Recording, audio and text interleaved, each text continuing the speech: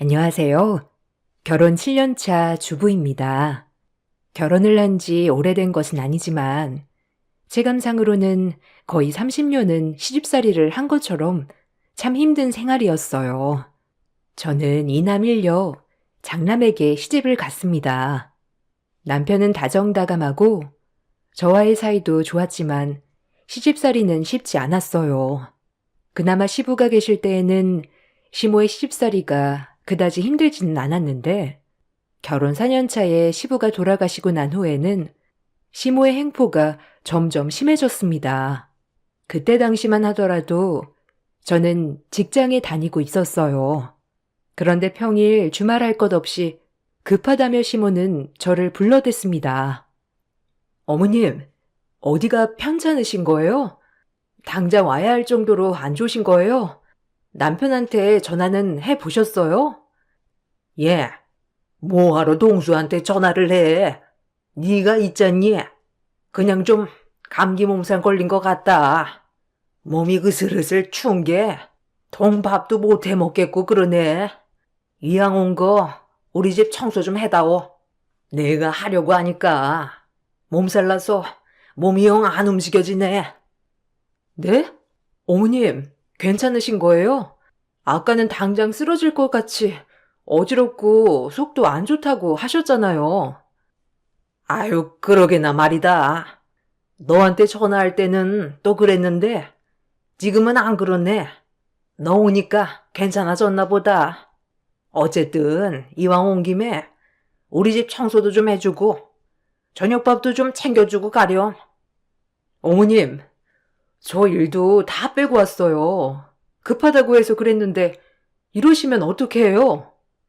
아니 너는 시모 아픈 것도 신경이 안 쓰이니? 아프니까 오라고 했지. 안 아픈데 오라고 했겠어? 그때는 정말 아팠다니까. 무슨 그렇게 괜히 부른 것처럼 이야기를 하니? 너 정말 서운하다. 어머님, 제가 더 서운해요. 아들은 바쁘니까 안 되고 며느리는 오라가라 해도 되고 그런 게 어디 있어요? 몸이 너무 안 좋아서 꼼짝을 할 수 없다고 해서 가보면 시모는 아픈 곳 하나 없이 멀쩡했습니다. 그냥 불러서 이것저것 집안일이며 심부름이며 부려먹으려고 불렀던 것이었어요. 저도 결혼 초반에는 시모의 말에 내내 하면서 모두 들어주었습니다. 그렇다 보니 시모의 태도가 점점 심해지면서 제가 감당하지 못할 정도가 되더라고요. 시모에게 직접 버겁다고 이야기를 해보았지만 시모는 그런 저의 태도가 괘씸하다고 생각을 하셨죠. 어머님, 제가 집에 계속 있는 것도 아니고 일도 하고 있잖아요. 어머님이 진짜 편찮으셔서 움직이지 못하시는 거면 제가 와야 되겠지만 그렇지 않은 경우에는 오기가 조금 힘들어요. 이해하시죠? 이해? 예. 너는 네가 아픈데 남편이 바쁘다고 해서 안 오면 서운하지 않니? 나도 마찬가지다. 내 몸이 아픈데 바쁘다고 안 오면 서운하지 않겠니? 그러니 그런 건 내가 아니라 네가 이해를 해야지. 알겠어요, 어머님. 근데 저는 바쁘니까 앞으로는 동수 씨한테로 전화를 해주세요. 아니, 동수는 일이 바쁘잖아. 걔는 가정을 책임지는 가장인데 어떻게 함부로 전화를 하니? 그냥 네가 받아서 오면 되잖아. 너는 무슨 밖에서 몇 푼이나 번다고 일을 빼면 안 되느니 어쩌느니 하는 거냐? 다른 며느리들도 다 이러고 산다. 너만 이렇게 하는 거 아니야. 내가 얼마나 너를 봐주고 있는 줄 아니? 그거 고마울 줄은 모르고 뭐라고? 바쁘니까 오기 힘든 거 이해하라고? 아니 나는 이해 못한다. 어머님, 저도 일이 바빠요. 저도 중요한 일이고요. 그건 아들이든 며느리든 다 똑같아요. 똑같은 게 어디 있니? 우리 동수의 일은 몸도 쓰고 머리도 쓰고 힘든 일이잖니. 근데 너는 따뜻한 사무실에서 컴퓨터만 하고 있는데 뭐가 힘들고 어려워? 그건 다 핑계다. 거기다가 넌 맏며느리인데 이 정도는 해야 며느리 둘이 제대로 한다고 말은 해보지 않겠어? 어머님, 저만큼 하는 사람이 어디 있다고 그러세요? 계속 이렇게 하시면 저도 그냥 다 놓겠습니다. 시모는 아들이 바쁜 건 중요한 일이지만 며느리가 바쁜 건 핑계대는 일이라고 생각을 하셨어요. 이런 상황들이 반복되면서 스트레스가 극심해졌고 심리적으로 우울과 불안이 반복되는 생활이 지속되었습니다. 일을 하다가도 시어머님의 전화가 뜨기라도 하면 그때부터 심장이 두근두근대며 화가 나기 시작했습니다. 더 이상은 참을 수 없다고 생각한 저는 남편에게 헤어지겠다고 선언도 했었죠. 나 어머님 감당 못해. 당신이 감당을 하던지 아니면 나랑 헤어지든지 하자. 갑자기 무슨 얘기야? 엄마가 계속 당신 불러? 그래. 당신 일은 세상 중요한 일인데 내 일은 아무나 할 수 있는 흔한 일이라 생각하시잖아. 나도 열심히 일하고 있는데 나는 자기가 부르면 꼭 와야 한대. 이게 말이나 돼? 나 더 이상 못하니까 제발 나랑 이혼해줘. 여보, 갑자기 왜 그래? 아니, 내가 엄마랑 얘기를 해볼게. 그니까 좀 진정해. 진정? 당신 지금까지 방관해놓고서는 무슨 소리를 하는 거야? 내가 이렇게 스트레스를 받는 동안 당신 아무것도 한 게 없잖아. 나 이대로는 버티지 못할 것 같으니까 제발 그만하자고. 알았어. 다시는 엄마 안 보여줄 테니까 제발 이혼하자는 말만 그만해줘.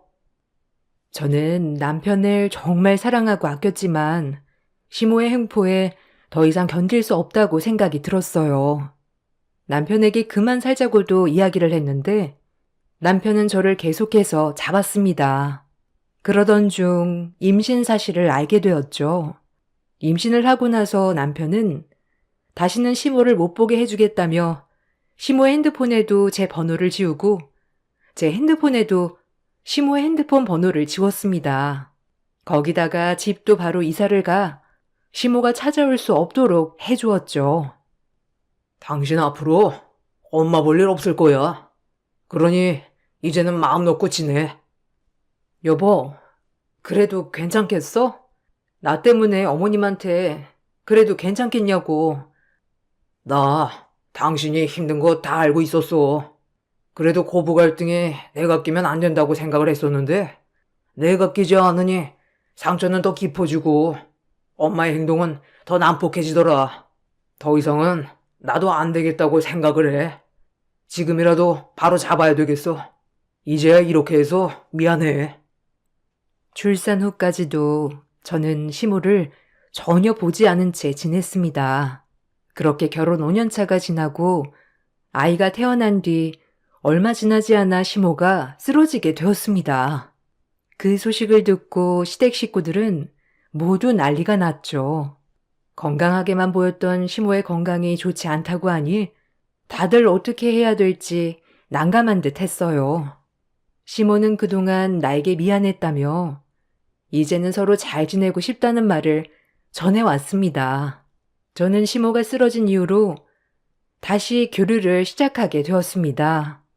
실제로 시모와 만났을 때에도 시모는 눈물을 흘리면서 저에게 용서를 구하기도 했어요. 얘야, 내가 정말 잘못했다. 내가 괜히 힘들 부린 거야. 우리 양반 가시고 나서 내가 의지할 데가 없으니 그런 것 같다. 네, 어머님. 앞으로는 조심해 주셨으면 좋겠어요. 또 예전처럼 그러시면 더는 왕래하기 힘들어요. 그래, 미안하다. 내가 다시 그렇게 하면 다시는 용서하지 말아라. 시모랑 다시 교류를 시작하고 나서는 저도 아이를 데리고 시댁에도 여러 번 방문을 했었죠. 시모는 종종 속을 긁는 이야기를 하긴 했지만 전처럼 저에게 횡포를 부리는 것은 아니었어요. 그렇게 1년여가 더 지나고 나서 저는 다시 시모와 교류를 한 것에 대해 후회를 하게 되었습니다. 시모의 본색은 다시 드러나게 되었죠. 전처럼 말로 저를 무시하는 것이 아니었기 때문에 다른 사람들은 시모가 개과천선했다고 이야기를 했지만 사실상 시모는 말로만 괴롭히지 않을 뿐 다시 전과 비슷하게 변하기 시작했습니다. 어머마, 다음 주에 뭐하니? 병원 가야 하는데 나 혼자 가려고 하니 힘들구나. 병원이요?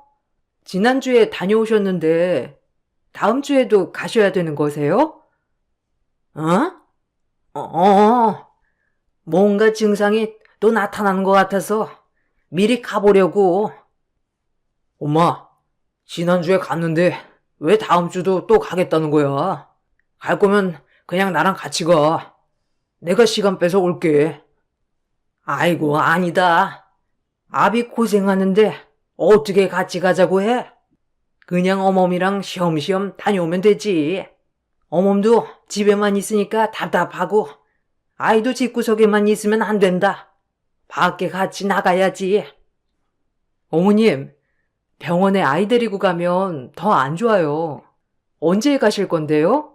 아기 아빠 쉴 수 있으니까 날짜만 이야기해 주세요. 아이고, 됐다. 그냥 나 혼자 갔다 오지 뭐. 머리도 아프고 그런데 괜찮을 거야. 아니, 아기 아빠랑 같이 가시면 된다니까요. 날짜를 알려주세요. 그래, 엄마.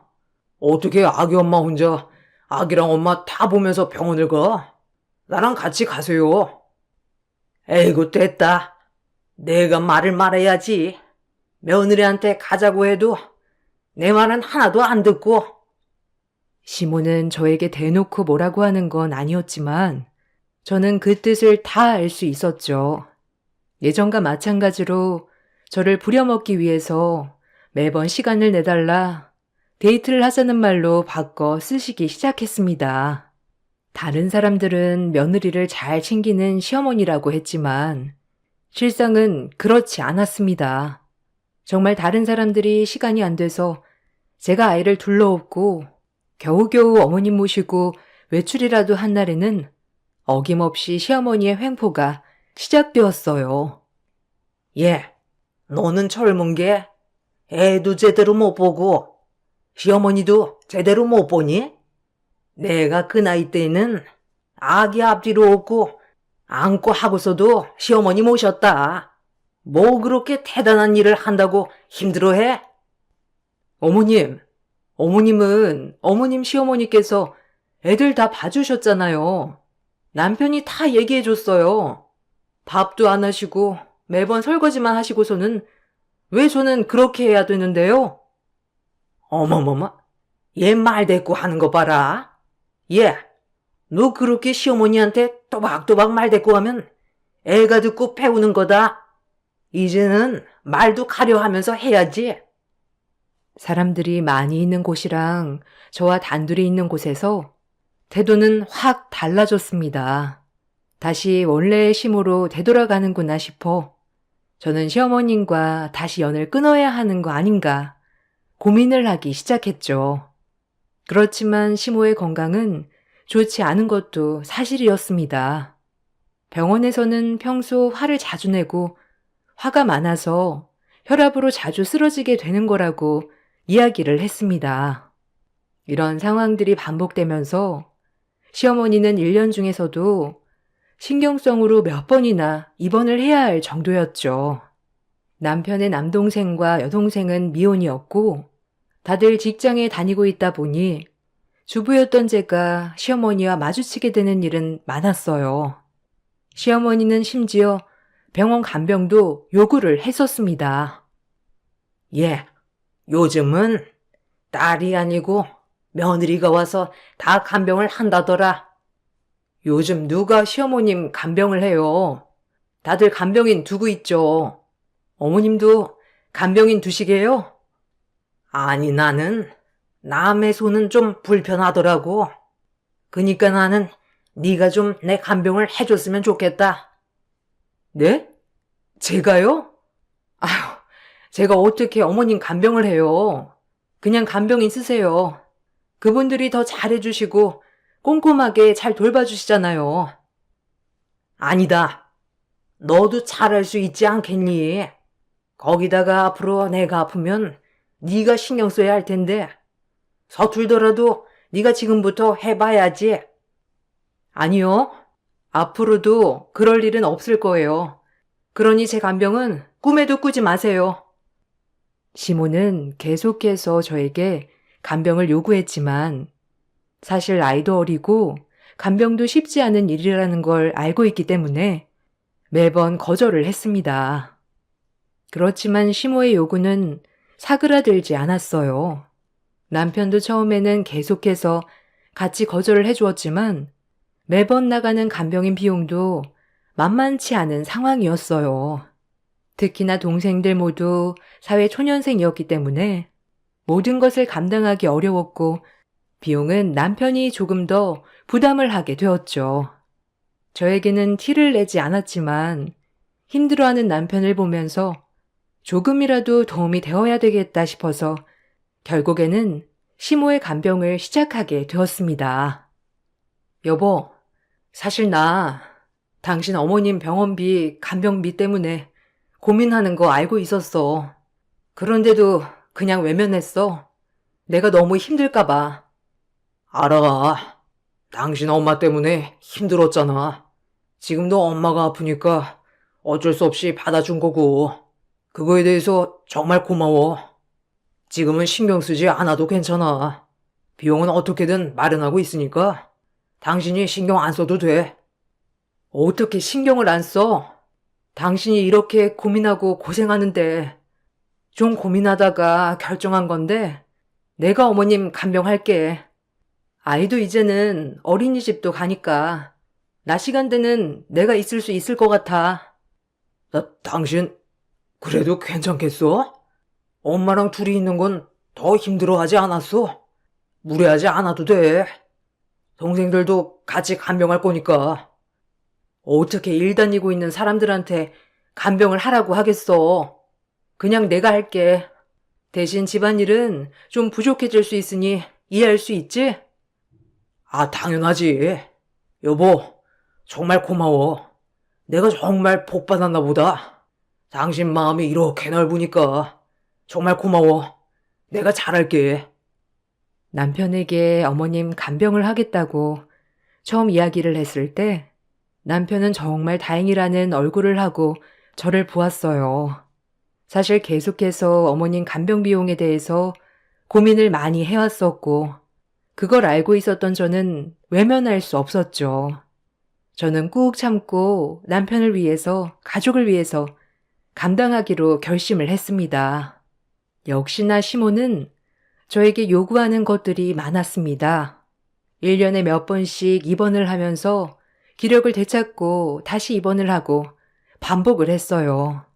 그때마다 병실밥이 맛이 없다면서 밥을 직접 해서 오라고도 이야기를 하셨죠. 어미야. 남 병원에서 먹는 밥이 너무 맛이 없다. 이렇게 병실밥만 먹다가는 아프지 않은 몸도 더 아플 것 같아. 그러니까 네가 집에 가서 점심이랑 저녁밥 좀 해와라. 그 정도는 할 수 있지? 어머님, 밥까지 하는 건 무리예요. 아무리 그래도 매번 반찬이나 이런 것도 다 해야 하는데 그냥 병원밥 드세요. 그게 힘드시면 반찬 가게에서 드실 만한 거 사올게요. 병원밥을 벌써 몇 년 동안 먹었니? 거기다가 반찬 가게도 맛있는데 찾기가 쉽지 않잖니? 그냥 네가 내 입맛 아니까 쓱쓱 쉬면서 하나씩 만들면 되지. 뭐가 힘들다고 그래? 여러 개 할 필요도 없고 몇 가지만 해서 가지고 오면 된다. 집에서도 해먹는 걸 조금씩 덜어서 와도 되고. 아휴, 어머님, 반찬은 못 해와요. 말로는 대충 싸우면 된다지만 그게 어디 쉽나요? 그냥 병원밥으로 드세요. 아니 내가 뜨신 밥 먹고 금방 기운 차린다니까. 왜 안 된다는 거야? 그럼 그냥 병원에서 쭉 있는 게 좋다는 거야? 시모는 제가 해온 밥이 아니면 밥을 먹지 않겠다는 이야기도 하셨죠. 정말 마음 같아서는 간병도 그만두고 싶었지만 남편이 저를 위해서 매번 집안일도 깔끔하게 해두는 것을 보고서는 그래, 이 정도면 몇 번 하고 말겠다 생각이 들기도 했습니다. 그래서 반찬 몇 가지를 싸고 가게 되었어요. 처음 몇 번은 반찬을 싸오자 좋아하셨던 시모는 점점 바라는 것이 당연하게 많아졌어요. 예, 다음에는 장아찌 좀 여러 개 가지고 와라. 이건 맛있긴 한데 매번 먹으니까 지겹구나. 좀 다른 걸로 바꿔가면서 가지고 와야지. 어머님, 이거는 다른 반찬이에요. 다른 거 드시고 싶으신 거 있으면 그걸로 가지고 올게요. 아니, 장아찌뿐만 아니라 버섯도 볶고 멸치도 볶고 하면 되지 않니?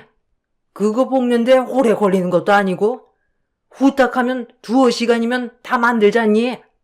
손이 느리니까 이런 것도 다 귀찮고 오래 걸리는 거다. 해봐야 또 느니까 그냥 이번에 요리 실력 는다 생각하고 한번 쭉 해봐. 반찬 3~4가지와 함께 밥, 국을 해가면서도 좋은 소리 한 번을 못 들으니 참 기운이 빠지기도 하더라고요. 그래도 남편도 엄마가 아프시다 보니 많이 신경을 쓰고 이래저래 저도 신경을 써주고 있어서 저는 꾹 참고 열심히 간병을 했습니다. 어느 날 시어머니는 시댁 식구들이 다 같이 와서 병실에서 밥을 먹자며 반찬을 좀 넉넉하게 싸오라고 하시더라고요. 어미야, 내일 네 시동생들 온다고 하니까 반찬 좀 넉넉하게 싸와서 여기서 좀 먹자. 밖에 나가서 먹으면 좋겠지만 내가 그럴 수 없잖니. 여기서요? 아니, 여기 좀 좁지 않을까요? 어머님만 드시고 여기서는 간단하게 차 마시는 게 나아요. 아유, 언제 가족들끼리 밥을 먹어보겠니? 내가 이렇게 병원에만 있는데 그냥 내일은 좀 넉넉히 싸와라. 시모는 가족들과 밥을 먹어야 되겠다며 저에게 반찬을 좀 넉넉하게 싸오라고 하셨어요. 시동생들도 온다고 하니 저도 신경을 써서 12처 반상으로 챙겨서 병원으로 갔습니다. 병실에 가보니 시보만 있고 다른 가족들은 아직 안 온 상황이더라고요. 마침 식사 시간이 되어서 반찬들을 내놓으려고 정리를 하는데 시모가 갑자기 화를 내기 시작했죠. 예, 너 이거 뭐니? 이거 어제 먹었던 거 아니야? 한 개가 어제 거랑 겹치잖아. 어머님, 그럼 반찬이 거기서 거기지. 여기서 어떻게 더 다양하게 나와요? 어제 거 좀 먹을 수도 있는 거지. 시동생들 때문이에요? 어제는 시동생들도 없었는데 어제 먹었던 게 나오면 어때서요? 얘가 정말 내가 오늘은 좀 신경 쓰라고 했니 안 했니? 너는 어떻게 된 게 시애미가 이야기하는 걸 하나같이 안 들어 처먹어? 내가 오늘은 좀 신경 써서 가지고 오라고 했잖아. 어머님, 병실에 오는데 신경 써서 가지고 오는 게 어디 있어요? 이 정도면 훌륭한 거지. 병실에서 호텔 만찬 바라세요? 세상에 이 정도 하는 며느리가 어디 있답니까? 더는 못하겠으니까 어머님이 직접 해 드시던 시동생들한테 시키세요, 그럼. 아니 이게 정말 어디서 말대꾸야? 시모는 화를 내며 제 뺨을 내리쳤습니다. 소리를 고래고래 지르면서 저를 향해 손을 휘두르는 모습을 보고서는 저도 더 이상은 참을 수 없다고 생각을 하고 있었죠. 반격을 하려 손을 올리던 그때 누군가가 시어머니의 휘두르는 손목을 잡아챘습니다. 그러곤 시모의 머리채를 잡고 병상에서 끌어내는 게 아니겠어요? 누군가 하고 보니 어떤 여자분이셨어요. 아줌마, 간덩이 부었지? 어디서 함부로 손을 놀려? 저는 깜짝 놀라서 쳐다보았고 시모 역시 놀라서 멈춰 섰답니다. 여자분의 뒤로 들어온 시동생들도 깜짝 놀란 얼굴이었어요. 알고 봤더니 그 여자분은 도련님의 여자친구였습니다. 이번에 결혼을 위해서 인사를 드리려고 했는데 어머님이 입원을 하시는 바람에 병문안 겸 인사를 하러 온 것이었죠.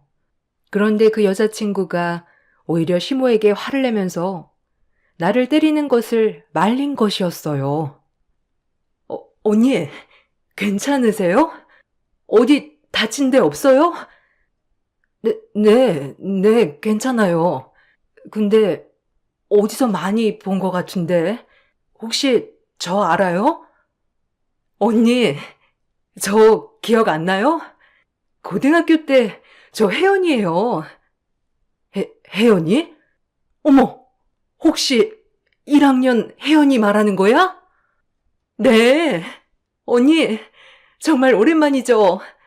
언니한테 깜짝 서프라이즈로 놀래주려고 한 건데 상황이 이렇게 되었네요. 어디선가 많이 본 듯한 얼굴을 하고 있었던 예비동서는 바로 제 고등학교 후배였습니다. 1살 어린 후배였던 예비동서는 타지에서 전학을 와 친한 친구가 한 명도 없었던 상황이었어요. 그때 당시 동서는 고등학교 생활에 전혀 적응을 하지 못했지만 이미 똑똑하고 얼굴도 예뻤던 동서를 시샘하던 친구들이 있었던 것이죠. 아무런 친구도 만들지 못했던 동서에게 나쁜 친구들은 심하게 괴롭히기도 했었어요. 그런 동서를 우연히 보고 구해줬던 것이 인연이 되었던 것입니다. 언니, 그때 언니가 저 안 구해줬으면 사실 저 나쁜 선택했을지도 모르겠어요. 그때 정말 학교도 가기 싫고 아침에 눈 뜨기도 싫었는데 그때 오늘이 마지막이다 생각하고 갔던 날 언니가 저 구해준 거잖아요. 기억나요? 그때 맞아. 수업 끝나고 학교 뒤편으로 가는데 애들이 누굴 엄청 괴롭히고 있었는데 나도 동생 생각이 나서 그랬지 뭐. 어쨌든 이렇게 잘 살고 있었다니 다행이다. 잘 지냈지? 아, 그럼요. 언니 덕분에 저 정말 잘 지냈어요. 그때 1년만 학교 다니고 전학 가게 되면서 아쉽게 되었죠. 언니한테 연락하고 싶었는데 그때는 연락처도 서로 모르고 그래서 아쉬웠거든요. 아, 그러게. 매번 쉬는 시간마다 우리 같이 만나서 이야기도 나누고 그랬는데 어떻게 서로 전화번호도 모르고 그랬지? 이메일 주소라도 알아둘 걸 그랬나 보다. 저는 그래서 전학 간 다음에도 종종 학교 찾아가기도 했어요. 근데 언니가 고3이라 만나기 쉽지 않더라고요. 맞아. 나 그때는 매일 도서관에만 있었거든. 늦은 이야기지만 정말 그때 감사했어요. 언니 덕분에 괴롭히던 친구들도 그날 이후로 저 건드리지도 않았고 쉬는 날에도 언니가 계속 찾아와서 저 진짜 힘 많이 됐거든요. 1년을 그래서 버틸 수 있었던 것 같아요. 정말 감사해요. 아유, 뭘. 너도 이번에 나 구해줬으니 퉁치는 거지 뭐. 예비동서와 이야기를 나누면서 그동안의 시간들을 공유하게 되었어요. 1년 동안 학교를 다니면서 저 덕분에 버티며 다니긴 했지만 전학을 가고 나서는 심리적인 문제 때문에 계속 치료를 받게 되었다고 하더라고요. 트라우마 때문에 다시 학교를 찾아오지 못하다가 겨우겨우 저를 찾아서 한번 왔었는데 결국 만나지 못했던 것이었죠.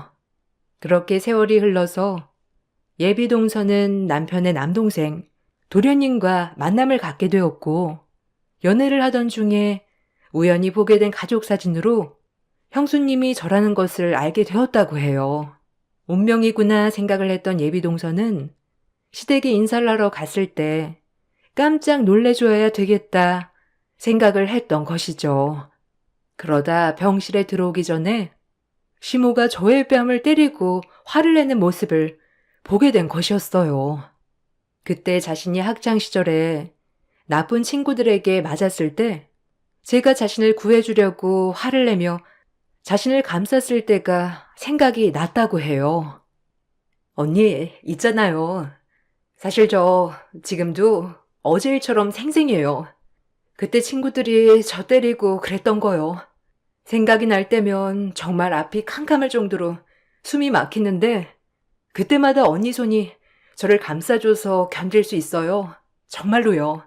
언니가 맞는 걸 보고 정말 앞뒤 안 보고 바로 뛰어들어가게 되더라고요. 사실 저에게는 생명의 은인이나 다름없는데 그런 몰상식한 짓을 하다니 제가 다 화가 났어요. 아휴, 그러게. 나 그때는 진짜 당당하게 너 구해줬는데 순식간에 그렇게 당하다니. 그래도 나도 맞대응하려던 찰나에 네가 온 거고 앞으론 그 몰상식한 노인네랑 손절하려고. 맞아요, 언니. 언니는 참 당당하고 멋진 사람이에요. 거기다가 힘이 되는 사람이고요. 그런 대접받을 이유 하나도 없어요. 그동안 잊고 있었던 제가 생각이 나는 듯 했어요. 남편을 너무나 사랑했기 때문에 남편의 고생을 덜어주기 위해서 한 행동이었지만 결국에는 시모가 나를 무시하게 만드는 일이 되어버린 것이었죠. 사건이 일어난 이후로 저는 남편에게 더 이상은 못하겠다며 이혼을 선언했습니다. 여보, 나 더 이상 이제 이 짓거리 안 해. 당신 정말 최선을 다한 거 알아. 그렇지만 우리 사이에 시어머님이 계시는 걸 나도 당신도 무시할 수 없어. 이건 어쩔 수 없는 거고 앞으로도 바뀌지 않는 거야. 그러니 이제는 우리 둘이 그만해야 할 것 같아. 여보, 제발 그렇게 결단하지 마. 이혼만은 안 했으면 좋겠어. 이혼은 정말. 그렇지만 당신이 힘들다면 별거를 하자. 남편은 이혼 대신 당분간 떨어져 지내면서 마음을 정리해보자며 별거를 이야기했어요. 남편은 계속해서 제 마음을 돌려보려고 노력했는데 시모는 그런 남편의 노력은 아랑곳하지 않고 저에게 전화로 폭언을 날리기도 했죠. 야, 네가 뭔데 우리 아들한테 이혼을 언급해? 너 그깟 밥 몇 번 해왔다고 유세 떠는 거니? 너 맏며느리 아니야? 맏며느리면 며느리 둘이는 해야지. 어디 건방지게 이혼을 언급해? 당장 너 내 앞으로 와서 무릎 꿇고 사과해. 뭐? 사과? 사과 같은 소리 하고 있네. 사과는 당신이 나한테 무릎 꿇고 싹싹 빌어야지. 당신이 그렇게 끔찍이 아끼는 장남, 이혼남 되게 생겼는데 어디서 지금 사과를 언급해? 제발 정신 좀 차려. 이 노망난 노인네야. 뭐? 노인네? 내가 뭘 어쨌다고 그러는 건데? 내가 너한테 돈을 달라고 했니? 뭘 달라고 했니? 고작 시어머니 간병해주는 게 그렇게 고가워서 하늘 같은 남편한테 이혼하자고 하는 거니? 어디 그 잘난 입으로 얘기해봐.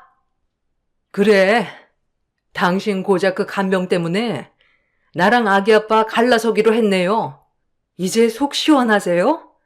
당신이 바라던 대로 됐으니 잘난 장남이랑 시동생들 품에 끼고 어디 한번 잘 살아봐. 지 자식들도 안 하는 간병을 왜 생판 남인 내가 해야 하는데 그것도 모자라서 내게 손까지 올려? 당신이 그러니 대우를 못 받는 거야. 그러니 자식들도 외면하는 거라고. 어디 당신 자식들한테 간병해달라고 구걸이라도 해보시던가. 뭘 잘났다고 행포야 행포는? 너 말 다 했니? 네가 뭘 했다고 노력을 했단 거냐? 네가 어떤 노력을 했다고 감히 그렇게 말하냐고? 노력? 매일같이 병실에 육조 반상 이상 대령했는데 그건 노력이 아니고 노력 할애비였답니까? 제발 뇌를 거쳐서 말을 내뱉으세요. 시모는 끝까지 저에게 횡포랑 횡포는 모두 부렸어요. 시어머니의 전화를 받고서는 며칠 동안 정신을 놓을 것 같아 어지럽기도 했지만 그런 저의 곁에 있으면서 위로를 해주었던 건 예비 동서인 혜연이었어요. 혜연이는 그날 사건 이후로 도련님과의 모든 결혼 계획을 중단했습니다. 사실상 혜연이의 마음은 더 이상의 결혼 진행은 하고 싶지 않다였지만 도련님은 혜연이와 결혼을 바랐어요. 도련님이랑 이야기는 해봤어? 뭐라고 해? 그냥 엄마 상관없이 안 보게 해줄 수 있으니 결혼하자고 하죠. 근데 저는 싫어요. 몰랐으면 모를까. 제 눈으로 보고서도 결혼을 한다? 그건 용납되지 못할 것 같아요. 언니는 좀 괜찮아요? 그래, 나도 뭐 괜찮아지겠지. 상처는 없어지는 건 아니더라고요. 아마 평생을 가지고 가야 할 일이 될 수도 있고요. 근데 그걸 잘 치료하면 그냥 그런 대로 잘 견뎌서 지나갈 수 있는 것 같아요. 저는 그때 그 치료제가 언니였고요. 그러니? 그래도 큰 도움이 되었다니 그것만으로도 위로가 되네. 언니가 저 고등학교 때 저 구해준 것처럼 언니도 지금 상황에 제가 도움이 되었으면 좋겠어요. 저는 그 말을 듣고 내 편이 또 하나 생겼다는 것에 안심이 되었어요. 나중에 물어보니 도련님은 예비 동서가 아니라면 평생을 결혼하지 않겠다며 선언을 한 모양이더라고요. 거기다가 남편 역시 저와 이혼을 하게 되면 시모를 보지 않고 살겠다고 이야기를 했다고 해요. 그 말을 듣고 나서 시모는 자신의 행동을 되돌아보게 되었는지 어느 날 갑자기 저를 찾아오기도 했습니다. 어미야, 내가 정말 미안하다. 큰애고 작은애고 나랑 연 끊겠다고 하는데 네가 좀 도와주면 안 되겠니? 제가요? 제가 도와드릴 건 없을 것 같네요. 어미야, 내가 너무 못되게 굴어서 미안하다. 저번에 그랬을 때 내가 반성했는데 또 그렇게 해서 많이 화났니? 그때 저한테 사과하시면서 하신 말 기억나세요? 다시 한번 그런다면 용서하지 말라는 말씀이요. 아유, 정말 내가 죽을 죄를 지었다. 너를 무시하려고 한 건 아니었는데 내 욕심이 과했어. 한 번만 용서를 해다오. 우리 아들들 다 나랑 연 끊겠다고 난리인데 한 번만 우리 아들들이랑 이야기 좀 해다오. 저는 더 이상 할 얘기 없어요. 자식들이 그렇게 나오는 건 다 본인 업보겠죠. 그리고 그때 상처 저 안 잊고 있습니다. 저한테 손찌검한 부분에 대해서도 위자료 청구할 테니 그런 줄 아세요. 이렇게 사과하셔도 이미 늦었어요.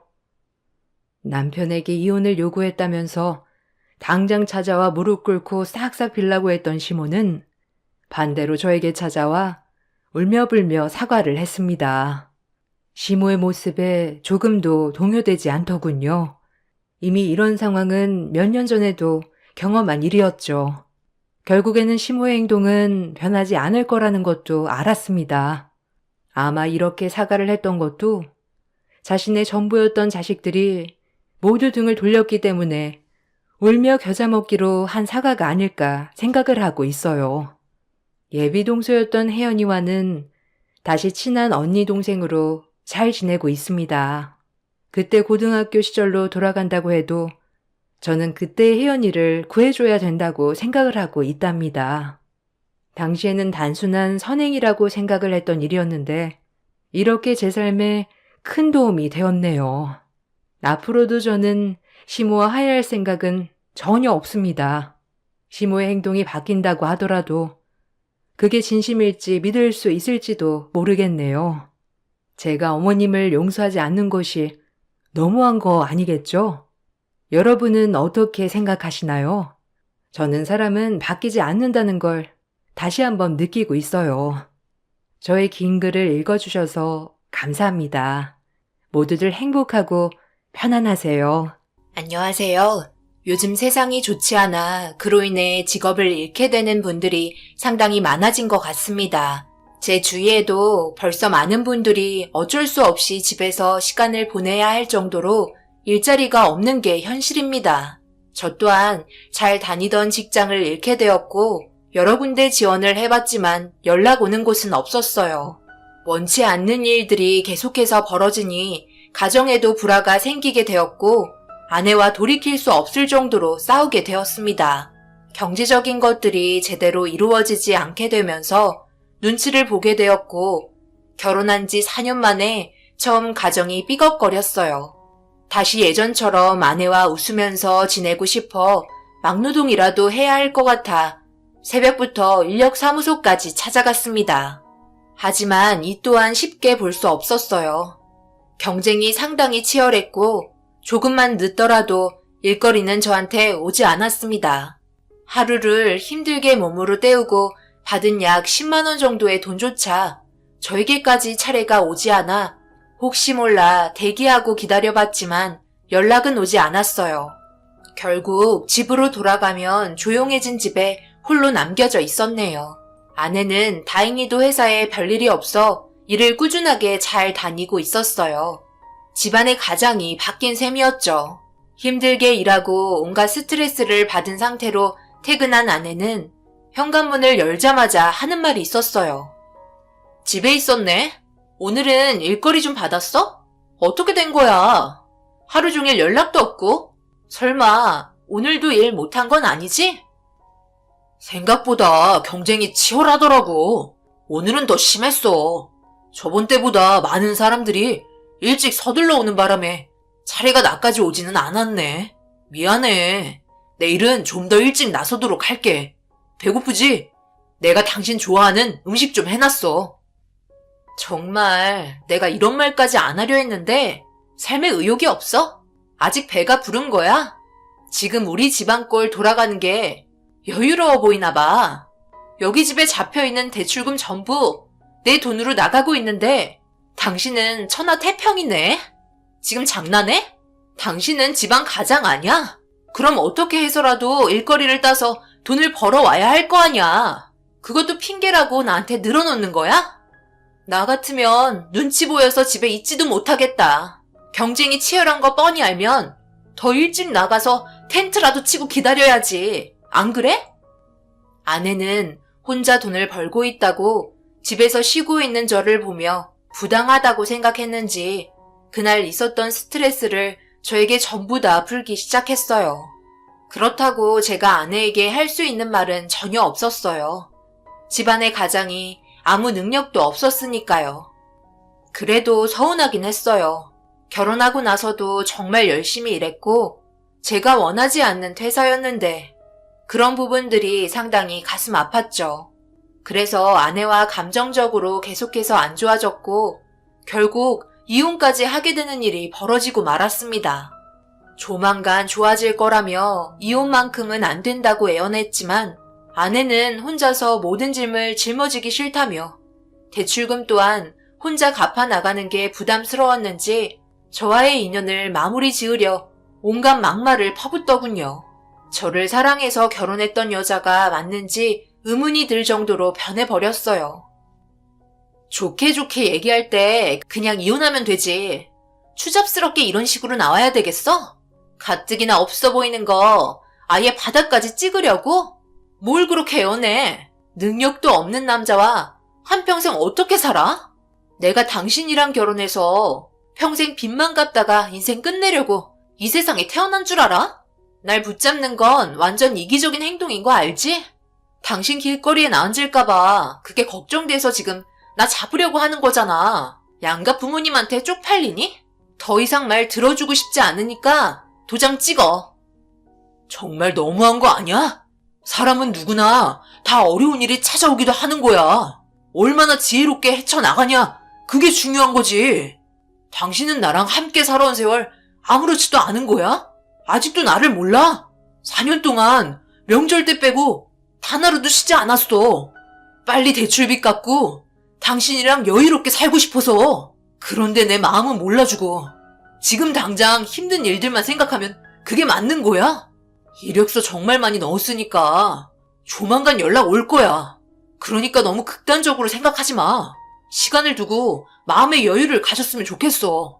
우리 이혼만큼은 하지 말자. 양가 부모님 좋아하시겠어? 당신 아직까지 나 사랑하잖아.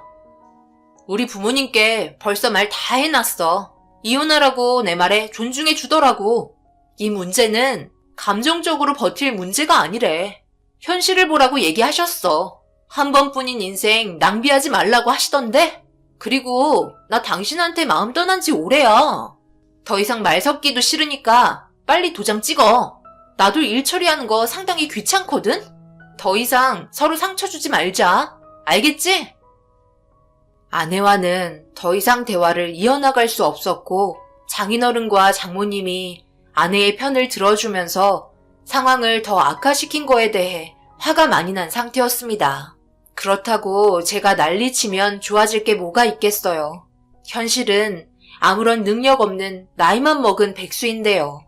제가 아내를 데리고 살 수 있는 능력도 없는 존재라는 걸 인정하고 결국 이혼 서류에 도장을 찍었어요.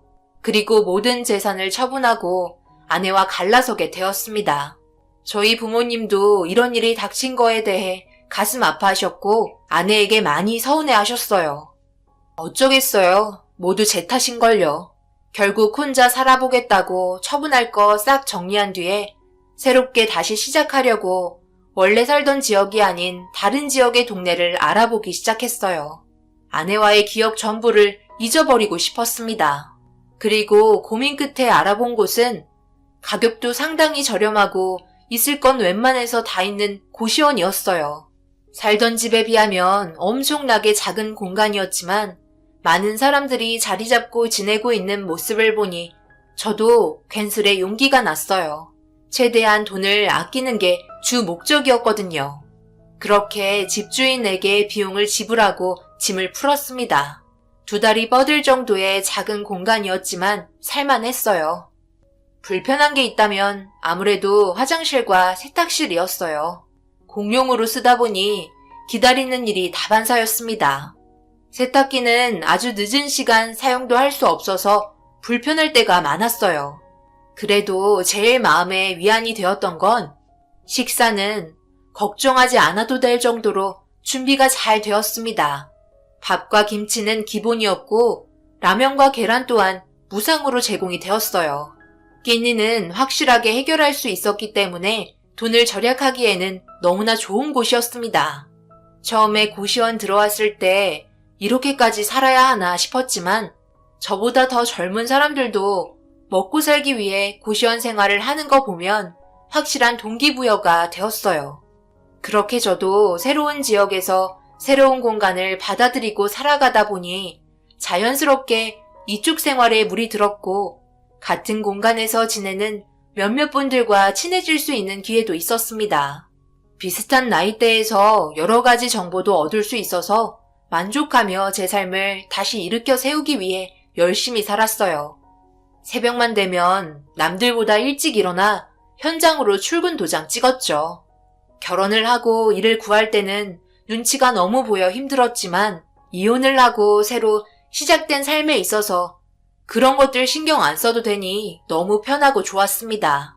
그렇게 한 달쯤 지났을 시점에 식당에서 라면 하나를 끓이고 있는데 저를 빤히 바라보고 있는 시선이 느껴져 뒤를 돌아보니 집주인분께서 이상한 눈빛으로 바라보고 있었어요. 어색한 웃음으로 인사를 건넸는데도 무표정한 얼굴로 저를 계속 바라봤고 그 시선이 불편하게 느껴져 일부러 회피하기 시작했습니다. 한참 동안 제 얼굴을 바라보고는 어디론가 사라지셨고 별의별 생각이 다 들더라고요. 라면을 2개 끓여서 그런 건지 아니면 계란을 3개 넣어서 그런 건지 밥을 많이 퍼서 그런 건지 눈치가 보이니 이상한 생각이 계속해서 들었고 찝찝했습니다. 하지만 저도 정당하게 돈을 내고 고시원 시설을 이용하는 거기 때문에 당당하게 저녁 식사했습니다. 집주인과 한 달을 넘게 지내면서 얼굴 마주친 건 손가락에 꼽힐 정도로 적었고 인사한 적은 더 적었어요. 저보다 한 10살 정도는 많아 보였어요. 그런데 저를 빤히 바라봤을 때 그때의 눈빛은 뭔가 슬퍼 보였고 무언가를 말하고 싶은 것 같았습니다. 하지만 그건 제 생각일 뿐 괜한 오해를 살 수가 있어서 오지랖인 것 같아 그냥 넘어갔어요. 확실하지 않은 건 건드리지 않는 게 최선의 선택이니까요. 꽤 오랜 기간 고시원에서 살아가는 동안 면접도 여러 군데 보았고 때마침 괜찮은 곳에서 연락이 왔습니다. 그렇게 일자리를 겨우 구하게 되면서 고시원가의 생활도 정리를 해야 할 때가 오게 되었어요. 집주인이 항상 저녁 늦게 들어오는 걸 알기 때문에 그 시간까지 짐을 하나둘 정리하기 시작했어요.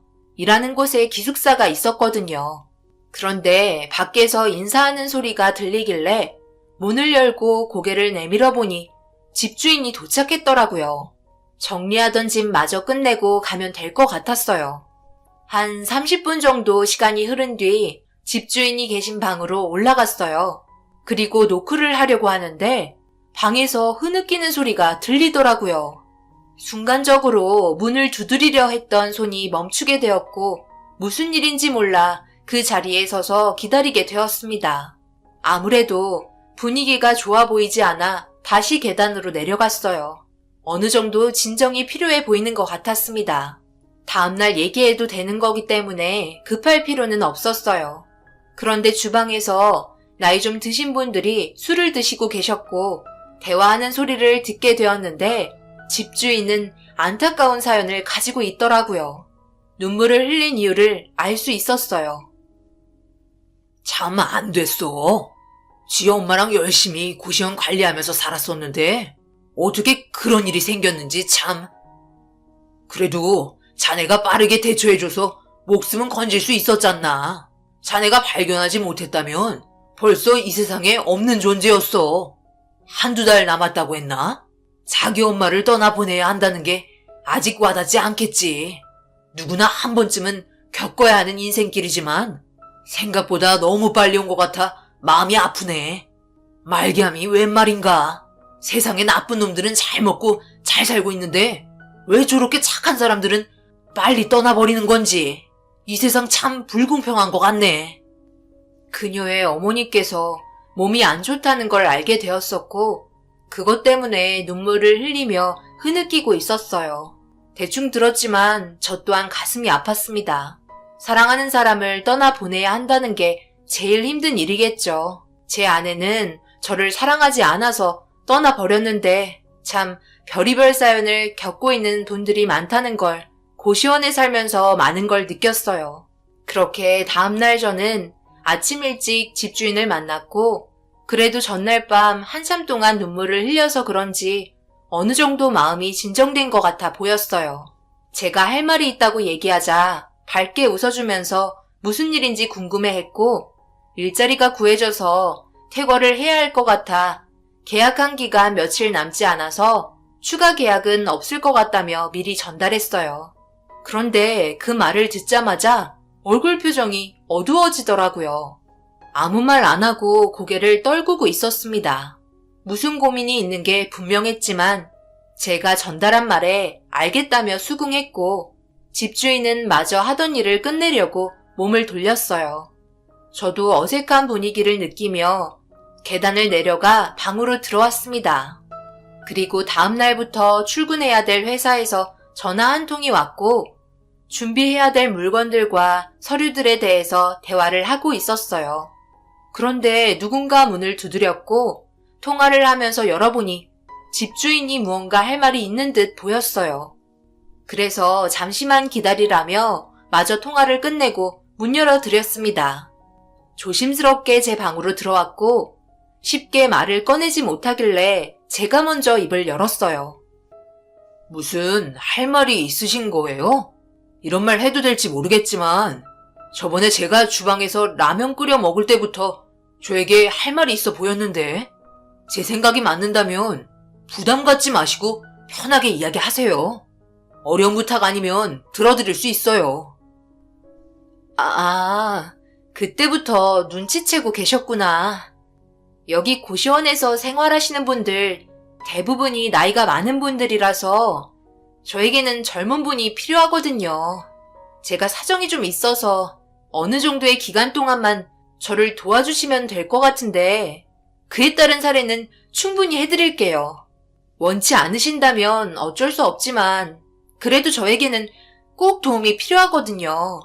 더군다나 어느 정도 서로 알고 있어야 하는데 제가 병원이랑 고시원만 왔다 갔다 하고 있으니 비슷한 나이대 알고 있는 분이라곤 지금 저희 고시원에서 생활하고 계신 그쪽밖에 없네요. 제가 드릴 부탁은 몇 달만, 진짜 딱 몇 달이면 되니까 우리 엄마한테 결혼할 사람이라고 소개해드리면 안 될까요? 이제 얼마 안 남았는데 매일 하시는 소리가 결혼할 남자가 있어야 엄마가 편히 눈 감을 수 있다고 하셨거든요. 이런 부탁드려서 많이 당황하셨겠지만 저도 워낙 급한 입장이라 어렵게 말을 꺼냈어요. 네? 그러니까 제가 결혼할 남자로 병원에 인사드리러 가야 한다는 거예요? 생각지도 못한 부탁이라 당황스럽긴 하네요. 그런데 그런 건 그쪽 어머님께서도 눈치채실 것 같은데. 그리고 제가 이번에 어렵게 취직이 돼서 다음 달부터 일을 해야 하거든요. 취직한 것보다 금전적으로 사례는 제가 더 많이 해드릴게요. 부탁드려요. 딱 2달이에요. 저희 엄마 세상 떠날 때까지만요. 그리고 여자가 저에게 흰색 봉투 하나를 건넸고 조심스럽게 건네받아 봉투 안에 있던 내용물을 확인해보니 안에 들어있던 건 돈이었어요. 계약금이라며 1,000만 원이 들어있었습니다. 그리고 엄마가 세상 떠날 때까지 함께 있어준다는 조건과 혼인신고까지 해야 된다는 것까지 해서 나머지 2억 9천을 주겠다며 엄청난 조건을 내밀었어요. 그 말을 듣는데 한참 동안 집주인을 바라봤어요. 얼마나 간절했으면 거절하기 힘들 정도로 큰 돈을 건네는 건지 그때 엄청 당황스러워했죠. 결정적으로 제가 주방에서 라면을 끓여 먹으려 했을 때 빤히 쳐다본 건 자기 엄마가 생각하는 사윗감의 첫인상이 저와 비슷하다며 제 인생의 2달, 많게는 3달 정도의 기간을 돈으로 사려 했어요. 정말 많은 금액이었고 저는 거절할 이유는 없었습니다. 그녀에게는 솔직하게 얘기했어요. 전에 결혼을 한 번 했었지만 이혼한 지 얼마 되지 않았다며 괜찮냐고 물어봤어요. 하지만 그녀는 그런 것들은 전혀 문제 삼지 않았습니다. 그렇게 그녀가 원하는 부탁을 들어주기로 결정하게 되었고 처음으로 그녀의 어머님을 뵐 수 있었어요. 상태는 정말 상당히 심각해 보였습니다. 제가 봤을 때 2달이 아닌 1달도 버티지 못할 정도로 위태로워 보였어요. 그녀는 엄마를 부르며 자기 왔다고 힘들어 보이는 어머님을 깨우기 시작했고 눈을 떠 고개를 돌려 그녀를 바라보며 웃고 있었습니다. 그런데 저와 눈이 마주치게 되면서 눈빛으로 누구냐고 물어보고 계셨어요. 그녀는 갑자기 저에게 팔짱을 끼더니 좋은 남자라며 자기에게 엄청 잘해주고 많은 사랑을 주고 있다고 말하기 시작했어요. 어색한 웃음으로 어머님께 인사를 건넸고 저를 바라보고 있던 눈빛은 온화해 보이셨어요. 대화를 할 수 있는 상태는 아닌 것 같아 저 또한 그녀가 부탁한 조건에 최선을 다하기 위해 어머님 손을 잡아주며 몸 회복하시는데 힘쓰라며 위로해 드렸습니다. 그리고 걱정스러워 하실까봐 제가 그녀의 눈에 눈물 흘리지 않게 지켜주겠다며 안심시켜 드렸어요. 어머님은 저를 바라보며 제 손을 꽉 잡더니 잘 부탁한다는 듯한 표정으로 답해 주셨어요. 그렇게 한참 동안 병실을 지키고 있었고 늦은 시간 저희는 고시원으로 돌아올 수 있었습니다. 집으로 돌아오는 동안 그녀와 저는 서로 아무 말도 하지 않았어요. 아직까지 어색했고 쉽게 말을 꺼낼 분위기는 아니었으니까요. 고시원에 도착을 하고 그녀는 저를 바라보며 자기 엄마가 너무 좋아했다며 고마워했어요. 좋게 봐주셔서 다행이라고 어색하게 웃었지만 그녀는 웃지 않았습니다. 순간 뚝 끊기는 정적과 함께 각자의 방으로 들어갔고 이런저런 많은 생각들이 들더라고요. 사랑하는 사람을 위해서 뭐든지 하려는 그런 모습을 보니 저도 나중에 비슷한 상황이 생기면 그렇게 할 수 있을지 의문이 들었어요. 그날 하루가 고됐는지 금세 잠이 들었고 저는 그녀와 함께 거의 매일을 어머님이 계신 병원을 찾았습니다. 그런데 그런 반복된 일상을 가지다 보니 저에게 한 가지 문제가 생기기 시작했어요. 순간순간 착각하기 시작했죠. 그 이유는 그녀가 부탁한 혼인신고를 하고 난 이후부터 저도 모르게 좀 더 적극적으로 어머님에게 다가간 것 같아요. 제가 진짜 사이가 된 것 같은 느낌이 들었죠. 혼인신고만 했는데 그 뒤를 따르는 책임감은 다르게 느껴졌습니다. 어차피 해야 하는 거 최선을 다해 2달의 기간 동안 사이로서 최선을 다했고, 어머님은 저와 그녀의 사이를 계속 지켜보고 싶으셨는지 2달이 지나고 3달쯤 되었을 때 눈물을 흘리며 제 손을 꽉 잡고 세상을 떠나셨습니다. 그런데 그 3달이라는 기간이 정말 짧은 시간인데 벌써 정이 들어버린 건지 어머님이 떠나실 때 감정이 수그러들지 않아 많은 눈물을 흘렸어요. 그녀 또한 오열하며 정신적으로 힘들어하고 있었죠. 그렇게 장례식까지 모두 끝이 나고 그녀와 저와의 계약은 종결이 되었습니다. 고시원에 도착해 각자의 방으로 들어가려 하는데 나머지 잔금을 주겠다며 정리되는 대로 올라오라는 말에 고개를 끄덕였고 옷을 갈아입고 그녀의 방 문을 두드렸습니다. 그녀는 계속해서 눈물을 흘렸는지 눈시울이 붉어져 보였어요. 그렇게 방으로 들어가 소파에 앉아 이리저리 고개를 돌리며 집 구경을 하고 있었습니다. 아, 죄송해요. 요즘 너무 힘들어서 집 정리를 제대로 하지 못했어요. 많이 지저분하죠? 이제 할 일도 다 끝이 났으니 다시 새롭게 시작하는 마음으로 고시원도 정리하려고요. 저도 저만의 시간이 좀 필요한 것 같아요. 그리고 이거 나머지 잔금이에요. 그동안 정말 고생 많으셨어요. 밤낮 안 가리고 저희 엄마 간호해 주셔서 많은 도움이 된 것 같아요. 전혀 돈 아깝다고 생각해 본 적 없고 정말 사이처럼 저희 엄마 대해주셔서 감동받았었어요. 함께 했던 기억 절대 잊지 못할 거예요. 감사했습니다. 그녀의 목소리에서 많은 떨림이 느껴졌어요. 아무래도 어머님을 떠나보낸 시간이 얼마 되지 않아 감정이 조절되지 않는 것 같았어요. 그런 모습을 지켜보고 있으니 참 안타까웠습니다. 그리고 위로해주고 싶었어요. 저희는 각자 원하는 걸 얻기 위해 선택한 길이었지만 법적으로는 부부였습니다. 그래서 저도 모르게 그녀의 어깨를 쓰다듬어 줬고 하염없이 눈물을 흘리게 해줬습니다. 그녀는 저에게 그날만큼은 혼자 있는 게 너무 힘들다며 하룻밤만 함께 해달라고 요청했고 그 말을 저도 거절하지 않았어요. 그렇게 그녀와 함께 밤을 보냈습니다. 저도 어머님을 떠나보내고 기분이 좋지 않았거든요.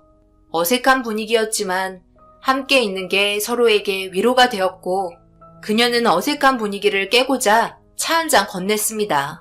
그런데 조용한 분위기 속에 그녀가 뭔가 답답한지 몸을 계속 비틀기 시작했어요. 식은땀을 흘리며 배를 움켜쥐고 있더라고요. 그리고 식탁에 놓여있던 알약을 급하게 삼켰고 방으로 들어갔습니다. 힘들어하는 목소리가 거실에까지 들리길래 걱정되는 마음에 노크를 했어요. 그런데 아무런 대답이 없길래 뭔가 이상이 생긴 것 같아 문을 활짝 열었고 그녀는 정신을 잃은 상태였습니다. 배를 움켜쥔 상태로 정신을 잃어서 몸을 똑바로 눕혔어요. 그런데 제 손에 무언가 만져졌고 다시 손을 배에 대보자 툭 튀어나온 이상한 게 있길래 눈 딱 감고 셔츠를 풀어 젖혔는데 그 순간 옆구리 왼쪽에 혹 같은 게 튀어나와 있었습니다. 상당히 컸었고 문제가 있다는 걸 확실하게 알 수 있었어요. 저는 그녀를 급하게 끌어안아 병원으로 향했어요. 제발 무사하기만 바랬습니다. 그렇게 병원에 도착하고 진찰을 받은 결과 충격적인 결과를 알게 되었고 이런 현실이 가능하긴 한 건지 저에게 왜 이런 시련을 주는 건지 하늘이 원망스러울 정도로 믿을 수 없는 결과에 미친 사람처럼 오열하고 말았어요.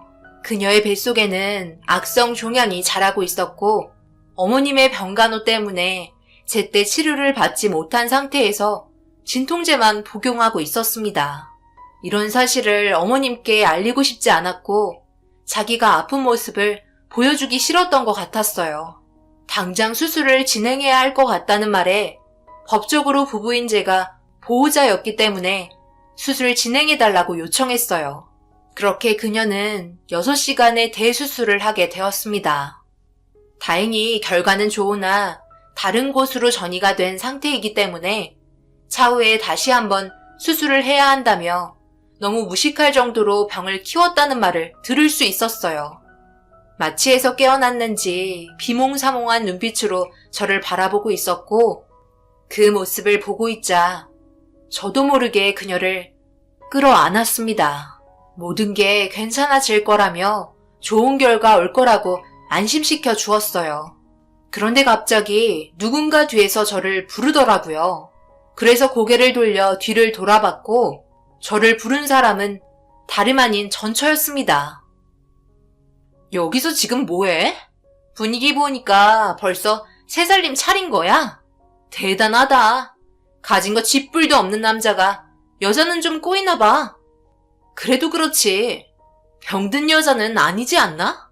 나 때문에 너무 충격받은 거야? 인생 막살기로 결정한 건 아니지? 돈 많은 여자를 좀 꼬시던가.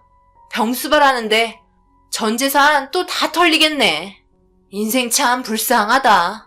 내가 이혼하길 정말 잘했지. 말 좀 가려서 하지 그래. 그리고 이제 남남인데 왜 아는 척하는 거야? 신경 끄고 갈 길 가지 그래. 네가 본 것처럼 우리는 법적으로 부부이고 나는 지금 너랑 함께 살았을 때와 다르게 아주 행복하게 살고 있어. 네가 우리 부부 인생 함부로 말하는 건 선을 넘었다고 생각하는데 그래서 너는 지금 행복하냐? 말투 보니까 인생 참 막막해 보인다. 내가 사랑하는 아내가 지금 아프니까 심기 건들지 말고 당장 나가라. 2번 말하게 하지 마. 참는 것도 한계가 있으니까. 전처는 아마 제가 화내는 모습을 처음 봤을 거예요. 전처와 결혼 생활하면서 막말을 한 적은 없었거든요. 상황의 심각성을 모르고 생각 없이 막 뱉는 말에 저도 모르게 화가 치밀어 올랐습니다. 무서운 눈빛으로 전처를 바라보니 당황했는지 병실에서 나갔고 힘겹게 누워있는 그녀를 향해 제가 가진 마음이 진심이라는 걸 손을 꼭 잡으면서 알려줬어요. 서로 아무 말 하지 않았지만 느낌으로 알 수 있었습니다. 그리고 전처는 알고 보니 장모님이랑 장인어른이 교통사고로 꽤나 큰 수술을 받아 금전적으로 많은 돈을 쓴 것 같았어요. 2분 다 회복하기는 힘들 것 같다는 말을 듣게 되었습니다. 같은 병원에 있는 것도 기분이 나빴지만 오다 가다 마주치면서 제가 전처보다 그녀에게 쏟고 있던 애정이 더 컸기 때문에 질투의 눈빛으로 바라보고 있었어요. 저는 그녀에게 받은 3억을 치료비에 쓰면서 고시원도 대신 관리해주며 최대한 몸이 빠르게 회복되길 도와주었습니다. 돈이야 또 벌면 되고 이런 식으로 받았던 3억은 제 것이 아니라 그녀에게 쓰이기 위한 돈이라는 걸 알 수 있었어요. 그렇게 몸 관리에 많은 신경을 쓰면서 몇 차례 수술이 끝이 나고 그녀는 몸에 남아있던 종양을 전부 제거할 수 있었어요. 더 이상 발견하지 못했다고 했지만 1년에 한 번씩 꾸준하게 검사를 받아야 하는 입장이었습니다. 그녀는 저에게 너무 고마웠는지 갑자기 꽉 껴안아 주었고 저도 그녀를 거부할 수 없었습니다. 처음 시작된 인연은 이게 아니었지만 살아가면서 느끼게 된 서로에 대한 감정이 진심이었다는 걸 알게 되면서 자연스럽게 받아들였던 것 같아요. 이런 식으로 인연이 만들어질 거라고 전혀 생각하지 못했는데 그녀에게 처음으로 사랑한다는 말을 꺼내게 되었습니다. 그렇게 저희는 법적으로 껍데기만 부부가 아닌 서로 진심으로 사랑하는 부부가 되었어요. 어머님께서 저와 아내의 손을 잡아줬을 때 저희를 진지하게 만날 수 있도록 이어준 것 같았어요. 사람 일은 정말 한 치 앞도 모르는 것 같습니다. 앞으로 제 아내와 행복하게 잘 살았으면 좋겠어요. 아프지 않고 제가 옆에서 지켜주며 최고의 남편이 되기 위해 열심히 살아갈 겁니다. 저희 부모님께도 그동안 있었던 일에 대해 전부 말씀드렸고 저희를 진심으로 축복해 주셨어요. 여러분들께서 저희 부부를 어떻게 생각하실지 모르겠지만 좋게 봐주신 분들이 계시다면 12월 마지막 날 새해에는 좋은 일만 가득할 수 있도록 위로와 좋은 말씀 많이 해주셨으면 좋겠어요. 여러분들께서도 오늘 하루 마무리 잘 하시고 새해에는 하시는 일 뭐든지 잘 해결되셨으면 좋겠습니다. 감사합니다. 안녕하세요. 저는 40대 초반 여자입니다. 몇 달 전에 한 통의 문자를 받게 되면서 엄청난 사건이 눈앞에 펼쳐지게 되었는데요. 어떻게 그런 일을 저지를 수 있는지 도저히 받아들이기가 힘이 들어 사연을 신청하게 되었습니다. 지금으로부터 8년 전에 남편과 결혼을 한 지 얼마 되지 않았을 때 형님에게 전화가 왔고 수화기에서 들려온 목소리는 상당히 심각했었어요. 시모가 횡단보도를 건너시던 도중에 사고가 나셨는데 달려오던 차량의 속도가 느린 편이 아니라서 위중하시다는 소식을 무방비 상태로 듣고 말았습니다. 옆에서 운전 중이던 남편은 너무 놀랐는지 갓길에 차를 세운 뒤 핸드폰을 건네받아 어디 병원으로 입원을 하셨는지 위치를 물어본 다음 차를 돌려 급하게 병원으로 향하게 되었어요. 수술실에 도착하자마자 남편은 시모의 몸 상태에 대해 형님에게 물어봤는데 형님은 과다출혈과 함께 골절상도 심해서 연세가 있으셨던 시모의 몸으론 버티기가 힘이 들 것 같다는 진단 결과를 들을 수 있었습니다. 그렇게 12시간의 긴 수술 끝에 병실로 옮겨진 시모는 언제 깨어나실지 모를 만큼 심각한 상태셨고 수술을 담당했던 의사 또한 의식을 되찾으시는 건 언제가 될지 모른다고 시모의 의지에 달려 있다는 말을 듣게 되었습니다. 형님도 사고 소식 접했을 당시 엄청난 충격으로 다가왔었다며 손을 떨고 있었어요. 남편은 시부의 뒤를 따라가지 말라며 빨리 일어나시라고 시모의 손을 잡으며 쉬지 않고 눈물을 쏟아내고 있었습니다. 그날 이후 시간은 계속해서 흘러갔고 저희는 교대하면서 병원에 갈 수 있는 상황이 될 때마다 시모의 건강 상태를 확인했어요. 그렇게 6개월의 시간이 지났을 무렵 희망이 없을 것 같았던 시모가 기적적으로 눈을 뜨셨고 조금씩 몸을 회복하시는 것 같아 더욱더 지극정성으로 시모를 돌봐드렸습니다. 중간중간 의사는 시모의 현재 상태에 대해서 알려주면서 긍정적인 말을 많이 해주셨어요. 희망적인 소식을 듣게 되니 저희도 그만큼 많은 시간을 시모와 함께 하게 되었고 남편은 퇴근하면 매일을 병원에서 보냈습니다. 회복하는 데 단계가 있었는지 시모는 눈을 뜨시게 된 시점을 시작으로 조금씩 손과 발을 움직이셨고 하루빨리 일어나시려는 노력이 보이고 계셨죠. 그렇게 하루하루가 달라지는 모습을 보여주신 시모를 보면서 저희도 희망을 가지게 되었고 더욱더 병원에 붙어있는 시간은 많아졌습니다. 그런데 문제는 시모가 병원에 오래 있다 보니 저희 가족들의 삶은 솔직히 말이 아니었어요. 아무래도 정상적인 삶을 사는 건 아니었죠. 환자가 있다는 것 자체만으로도 엄청 신경이 쓰였으니까요. 그런데 시모가 건강을 되찾아 가시면서부터 형님 내에는 병원을 방문하는 횟수가 조금씩 줄어들기 시작했고 점점 여러 가지 핑계를 대더니 2, 3일에 병원을 찾던 형님 내외는 언제부터인가 한 달에 한 번도 보기 힘들 정도로 병원을 찾아오지 않았어요. 남편은 상당히 예민해져 있는 상태였기 때문에 형님 내외의 행동들을 이해할 수 없었고 결국 병원에 방문했을 때 그 기회를 놓치지 않았죠. 남편이 시모가 입원을 하신 시점부터 계속해서 쌓아두었던 감정을 폭발시키게 되었습니다. 처음에는 병원도 자주 오더니 이제는 어느 정도 적응이 돼서 병원을 오지 않는 거야? 엄마 건강 상태를 항상 체크해야지. 네가 있는데 좁아 터진 병실에 우리까지 와서 뭐해? 깨어난 거 봤으니까 앞으로 문제없이 일어나시겠지? 우리는 거리가 있어서 여기까지 오는 건 쉽지 않잖아요. 꼭 그렇게까지 해야 되겠어요? 병원을 의무적으로 올 필요는 없다고 생각하는데요.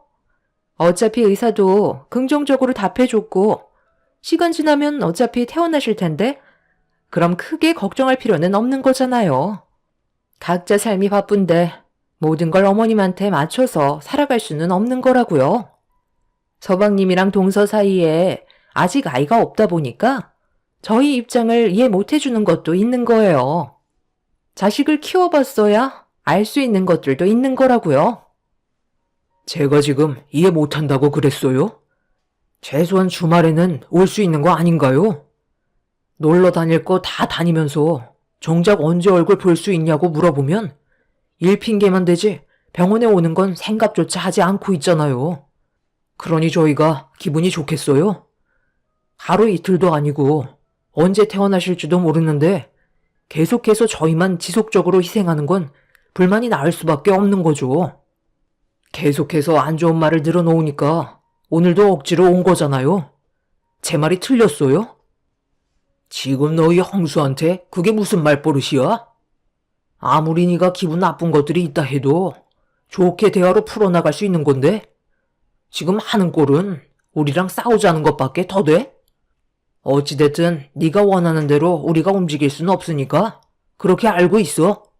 거리가 가까운 네가 그 정도도 못 해주는 게 가족이야? 상황에 맞게 도와주면 되는 거 아니야. 괜히 이런 일로 서로 감정 소모하지 말자. 동서가 많이 힘들어한다는 거 나도 서방님한테 들었지만 결혼한 지 얼마 되지 않았으면 어느 정도 희생할 수는 있잖아. 며느리로 들어왔으면 이 정도는 아무것도 아니야. 앞으로 더 많은 일들이 생길 거라고. 어머님 수발되는 것쯤은 기본적으로 해야 되는 거라고. 동서 오기 전에 나는 안 한 줄 알아? 어머님이 시키는 거 뭐든 했고 내 시간은 거의 있지도 않았어. 형님은 그동안 시모를 모시면서 쌓였던 불만들에 대해 꺼내놓기 시작했어요. 저희가 형님 내외를 이해 못하는 건 아니었습니다. 저희보다 병원에서 1시간 정도 거리가 있었기 때문에 최대한 이해해 주려고 했었어요. 그런데 대놓고 신경 쓰지 않는 건 문제가 있다 생각했던 거였죠. 정말 시간이 없으면 말을 하지 않겠는데 심각한 분위기인 거 알면서 놀러 다닐 건 다 다니고 정작 병원에서 잠깐 얼굴 좀 보자고 하면 꺼려하는 형님네가 결국 불만으로 다가오게 된 거였어요. 남편도 참다 터져버린 감정이라 좋은 말이 나갈 수는 없었어요. 시숙과 서로 얼굴을 붉히며 시모 옆에서 온갖 막말을 뱉어대는 게 보기 좋지 않았고 신경도 많이 쓰여서 자리를 옮겨서 대화하는 게 좋을 것 같다고 병실 밖으로 내보내려 하는 순간 시모의 목소리가 들려오기 시작했어요. 몇 달 만에 처음으로 뱉은 한마디는 저희 보고 그만하라는 말씀이셨습니다. 정확한 발음은 아니었지만 그래도 확실하게 무슨 말을 하시는지는 알 수 있었어요. 시모의 한마디로 점점 심각해지던 상황은 정리가 되었습니다.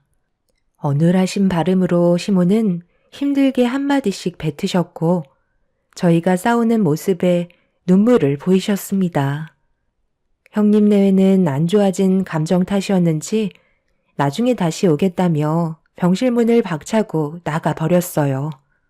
저희 부부는 시모를 진정시켜드리면서 곁에 머물러 있었고 형님 내외는 한바탕 난리를 치고 갔음에도 크게 달라진 모습을 전혀 보여주지 않았죠. 본인들이 오고 싶을 때 어쩌다가 상황 좀 살피려고 오는 것 말곤 병원엔 아예 오지 않았습니다. 그런 시간들이 지속되다 보니 저희도 그냥 그러려니 하면서 시모의 건강 상태만 살펴드렸어요. 이런 삶을 1년 정도 지속을 하게 되다 보니 저희도 점점 지쳐가고 있었는데 병원에서는 갑자기 퇴원을 권장했습니다.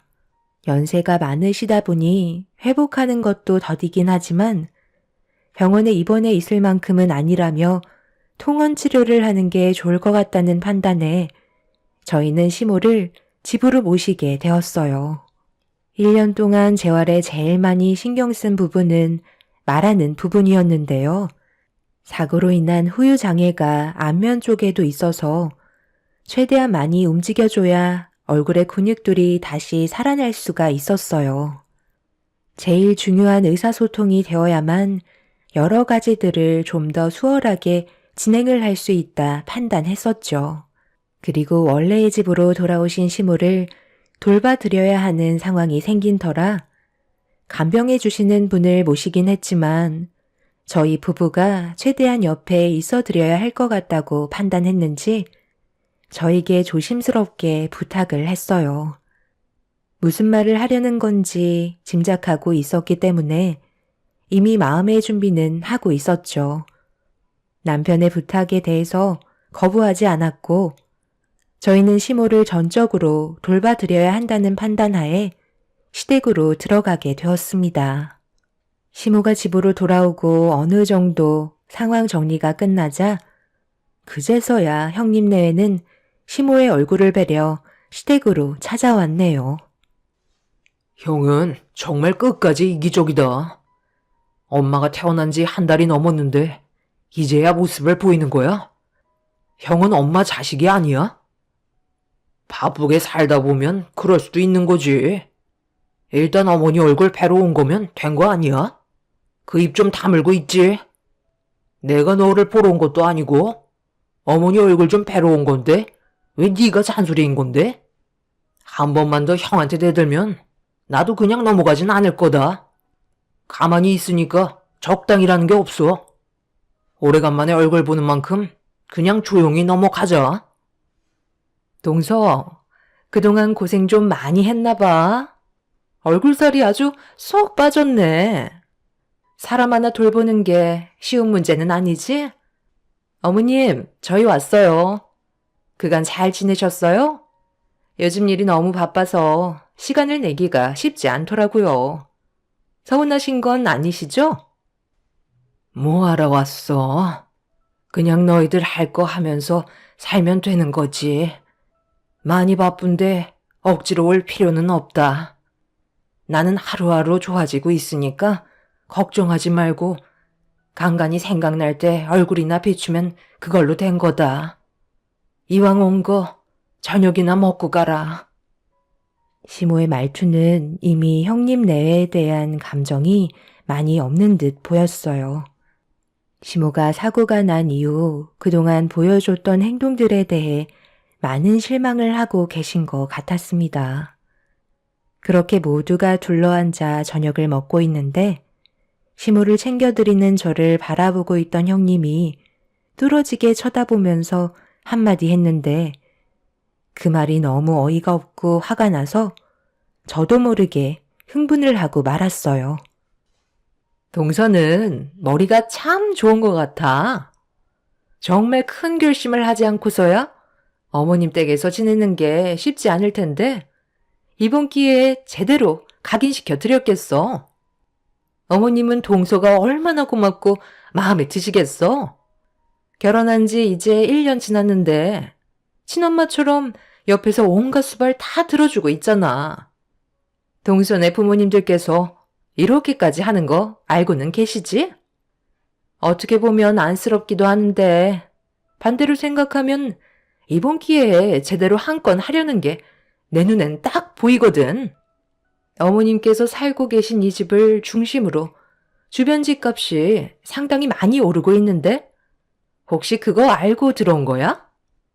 이런 의심하고 싶지 않은데 조금의 고민도 하지 않고 어머님을 보살펴 드리겠다고 들어온 걸 보면 이 집을 동서의 소유로 만들려는 계획 아니야? 솔직히 내가 이런 말 하는 거 서운하게 생각하지 않았으면 좋겠어. 누가 봐도 동서가 그런 식으로 행동하려는 게 보인다니까? 그래서 이참에 궁금해서 물어본 거야. 내 입장에서는 아무리 많은 돈을 준다 해도 누구를 보살펴 드릴 수 없을 것 같거든. 그에 따른 스트레스가 내 몸을 망치는데 돈이 중요하겠어? 그런데 동서를 보면 항상 돈을 따라가는 것 같아서. 이건 정말 내 개인적인 생각이야. 지금 이 집 시세가 한 20억 정도 잡혀 있는 걸로 아는데 어머님이 언제까지 사실지 아무도 모르잖아? 너무 돈을 쫓아가려 하지 마. 어차피 이 집은 동서의 소유가 될 수 없다는 거 알지? 재산이란 모두 공평하게 나눠야 하는 거라고. 나중에 동서가 어머님을 보살펴 드렸다는 게 어느 정도 플러스 요인이 되겠지. 하지만 그 금액이 크진 않다는 거야. 왠 줄 알아? 이 집의 장남이 바로 이 사람이잖아. 모든 재산은 장남이 더 가져가게 되어 있거든. 지금 이 자리는 식사하는 자리인 거지 재산 얘기를 하는 곳은 아닌데요. 그리고 형님은 벌써부터 그런 생각을 가지고 계신 거였어요. 저는 정말 조금도 그런 생각을 해본 적이 없었는데 돈에 대한 집착이 저보다 형님이 더 큰 것 같은데요. 제가 여기에서 어머님 보살펴 드리고 있으니까 이 집이 저희 부부의 소유가 될까봐 엄청 불안하신가 봐요. 그럼 형님이 들어오셔서 어머님 보살펴 드리면 되잖아요. 저는 지금까지 스트레스 받은 적 한 번도 없고 아주 잘 지내고 있어요. 오히려 형님이 오셔서 스트레스를 받고 있는 거죠. 식사 다 하셨으면 이만 일어나실까요? 저희도 일찍 정리하고 쉬어야 하거든요. 어머님 다 드셨으면 방으로 모셔드릴게요. 당신은 아주버님이랑 형님 배웅해 드려. 가시는 건 못 볼 것 같아요. 그럼 살펴가세요. 저는 휠체어에 앉아 계신 시모를 방으로 모셔다 드렸어요. 형님은 저의 거침없는 모습을 보곤 당황했는지 얼굴 표정이 일그러지고 있었습니다. 결국 형님은 참지 못하고 시모의 방으로 들어와선 자기한테 버릇없는 모습을 보인 점에 대해 그냥 넘어가지 않을 거라며 한바탕 소란을 피운 뒤 집으로 돌아갔어요. 형님 내외는 그날 이후부터 시댁에 한 번도 찾아오지 않았죠. 저희 부부가 먼저 형님 내외한테 연락을 할 필요는 없었기 때문에 아무것도 하지 않았습니다. 그렇게 시간은 계속해서 흘러가 어느덧 시댁에서 시모와 함께 보낸 세월이 8년이 지나가 버렸네요. 그리고 점점 몸 상태가 좋아지실 거라 기대했던 시모는 오히려 반대로 건강 상태가 많이 약해져 계신 상태였어요. 사고로 인한 후유증이 악화되다 보니 여기저기 아픈 곳이 많아지셨죠. 병원에서는 연세가 많으셔서 기력이 약해지시는 거기 때문에 앞날이 어떻게 될지 모르겠다는 말만 반복하셨어요. 여러 가지 질병이 더해 세월이 흘러 세상을 떠나게 되시는 건 의사도 어찌할 수 없다며 현실을 받아들여야 한다는 말을 하셨죠. 남편과 결혼을 하고 시모와 함께한 8년의 세월 동안 힘든 시간들도 많았지만 좋은 추억들도 많았기 때문에 의사의 말을 들었을 때 정말 마음이 안 좋았어요.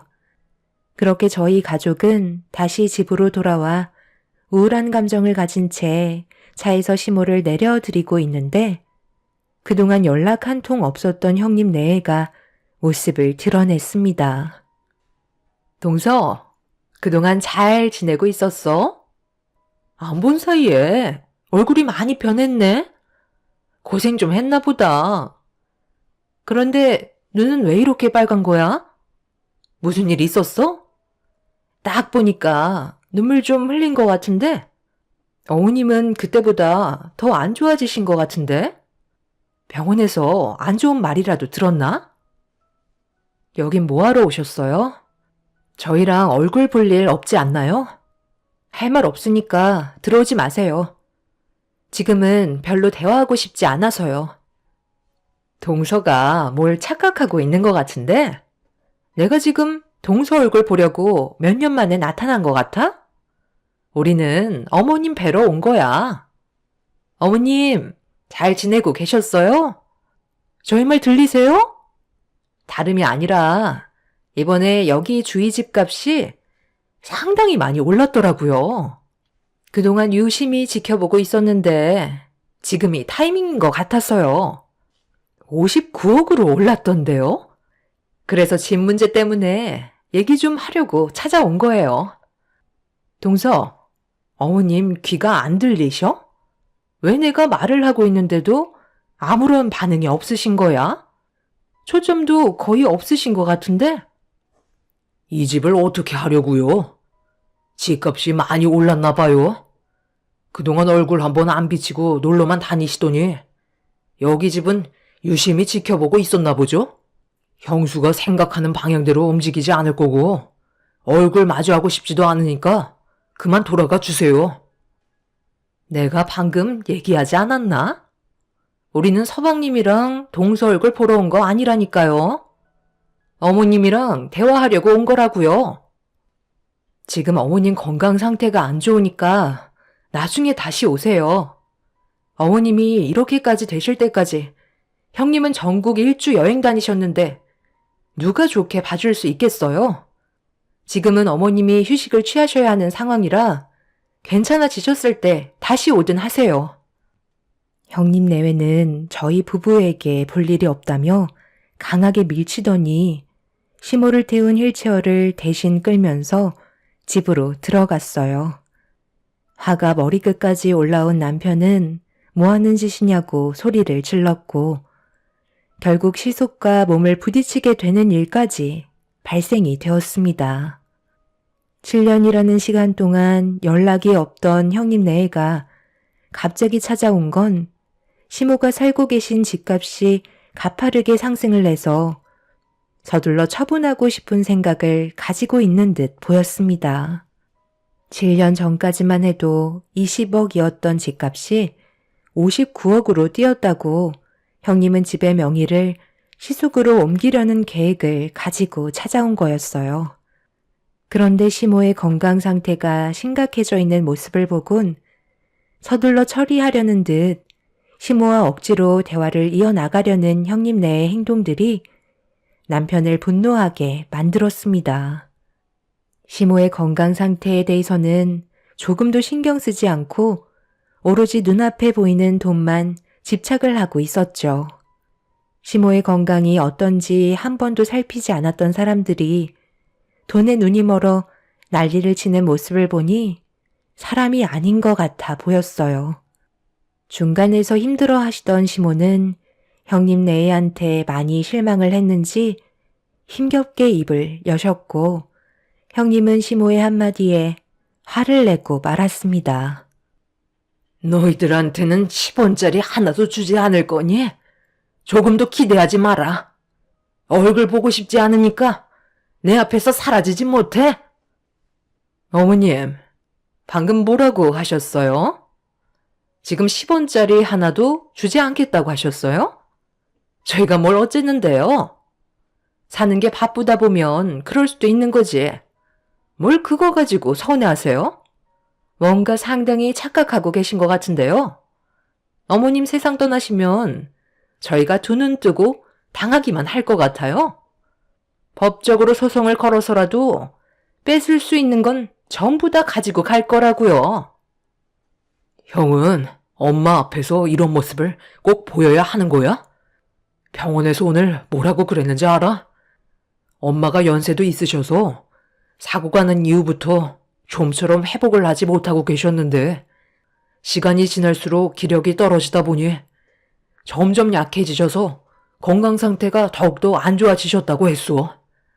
세월은 비켜갈 수 없다며 마음 편히 떠나실 수 있게 남은 시간 좋은 추억 많이 남겨드리라고 했는데 형은 지금 자식으로서 엄마한테 못 볼 꼴을 보이는 거라고. 차라리 얼굴 안 비치는 게 형은 효도하는 거야. 그러니까 제발 좀 그만 돌아가. 여보, 괜히 서방님의 말에 휘둘리지 마. 그렇게 해봤자 좋을 거 하나 없다고. 집안의 장남인 당신이 많이 가져가는 건 당연한 거라니까. 서방님, 지금 어디서 감성팔이를 하고 있는 거예요? 돈 앞에서는 원래 가족도 없는 거라는 거 몰라요? 나도 이 집에 대한 소유권을 주장할 수 있는 사람이야. 네가 아무리 그런 식으로 말을 해도 나는 조금도 변하는 거 없다. 어머니, 그냥 이 집 저희한테 주고 조용히 세상 떠나시면 되겠어요. 그래야 자식들 간에 얼굴 붉히는 일이 없을 거 아니에요?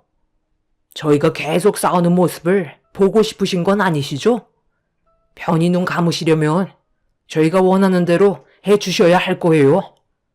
무슨 말인지 아시겠어요? 형님 내외는 무조건 시모의 집을 소유하려고 시모의 건강 상태는 안중에도 없었습니다. 남편과 시숙은 온갖 막말을 퍼부으면서 평생 지울 수 없는 상처를 주고받고 있었어요. 결국 일이 이렇게 되다 보니 저 또한 좋은 말이 나갈 수 없었고 집안이 아수라장이 되어가기 시작하자 시모는 그만하라면서 온 힘을 다해 목소리를 높이셨네요. 그리곤 잠시 뒤 충격적인 말을 듣게 되었습니다. 시모는 형님 내외에게 집을 주겠다는 약속을 하셨어요.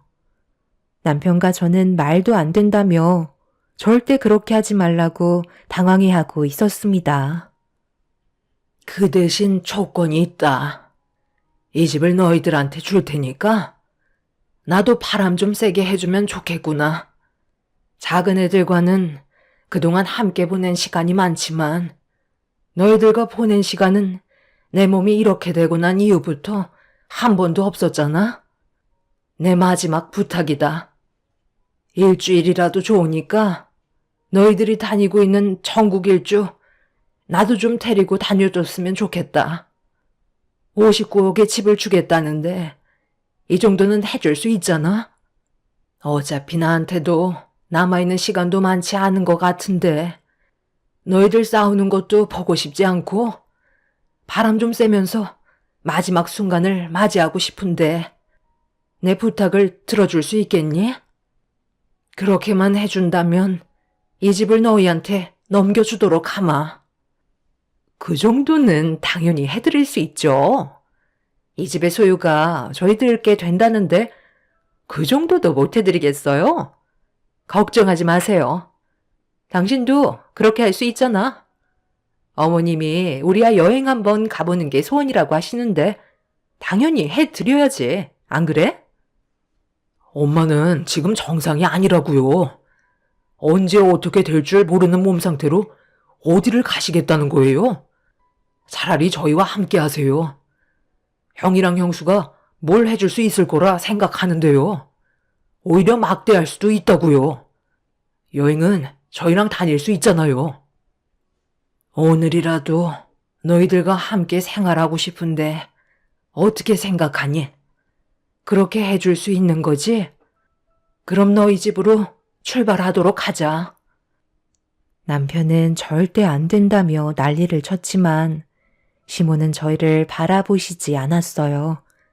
시숙은 남편을 밀치면서 시모를 시숙의 차에 급하게 태워드렸고 형님도 곧장 차로 올라탄 뒤 서둘러 출발을 하려고 분주하게 준비를 하고 있었습니다. 남편은 시숙의 멱살을 잡으면서 절대 못 보낸다고 끝까지 난리를 쳤지만 시모가 남편과 저에게 화를 내면서 큰아들과도 시간을 보내고 싶다며 나중에 전화한다고 버럭 화를 내셨습니다. 시모는 처음으로 저희 부부에게 무서운 얼굴로 화를 내셨고 시모의 그런 모습에 당황한 저희는 더는 아무 말도 하지 못했네요. 결국 시모는 형님 내외의 차를 타고 출발을 하게 되었습니다. 저도 그렇지만 남편도 불안에 떨며 시모와 떨어진 거에 대해 많은 걱정을 하고 있었어요. 시모는 절대로 따라오지 말라며 일주일 뒤에 다시 돌아오겠다는 말을 남긴 채 떠나셨지만 걱정이 너무 많았습니다. 챙겨드려야 할 것들이 상당히 많았는데 형님 내외는 알아서 하겠다며 저희 말은 아예 들을 생각도 없었네요. 결국 시모의 돌발 행동에 당황해서 아무것도 하지 못했던 저희는 다음날 시모께 전화를 했고 시모는 별일 없으셨다는 듯 편하게 전화를 받으셨습니다. 좋은 곳으로 구경하러 가는 중이라며 걱정하지 말라고 전화를 끊으셨어요. 그리고 잠시 뒤 형님한테 문자 한 통이 왔습니다. 함께 여행하면서 찍은 사진들이 몇 장 전송이 되었어요. 그런 모습들을 보면서 조금씩 안심을 하게 되었고 수시로 전화 통화를 하며 안부를 묻던 어느 날 시모는 더 이상 연락하지 말라면서 형님 내외와 함께하는 시간에만 집중하고 싶으시다는 말에 더는 참견하지 않았습니다. 대신 형님과 시숙에게 시모의 건강 상태에 대해 물어보고 있었죠. 그렇게 길고 길었던 일주일이라는 시간이 흘렀는데 집에 올 시간이 한참 지났고 형님네한테 전화를 해봤는데도 저희 부부의 연락을 받지 않더라고요. 점점 불안함이 커지고 걱정이 되어 가고 있던 그때 남편의 핸드폰으로 모르는 전화가 걸려왔고 통화 연결을 하는 순간 그 자리에 털썩 주저앉고 말았습니다. 집으로 오고 있던 시숙의 차량이 전복이 되었고 위태롭다는 말을 전해 듣게 되었어요. 급하게 병원으로 향하니 이미 시모는 세상을 떠나신 상태셨고 형님 내외는 생사를 오고 가는 상황에 놓여 있었습니다. 말도 안 되는 사건이 벌어진 터라 저희도 맨정신이 아니었어요. 그런데 장시간 형님 내외의 수술을 했는데도 두 사람 모두 언제 깨어날지 모른다는 충격적인 말을 듣고 말았죠. 남편은 그 자리에 털썩 주저앉았고 식물인간이라는 진단 결과에 저희 부부는 그 자리에 멍하니 서서 말도 안 되는 현실을 받아들여야만 했어요.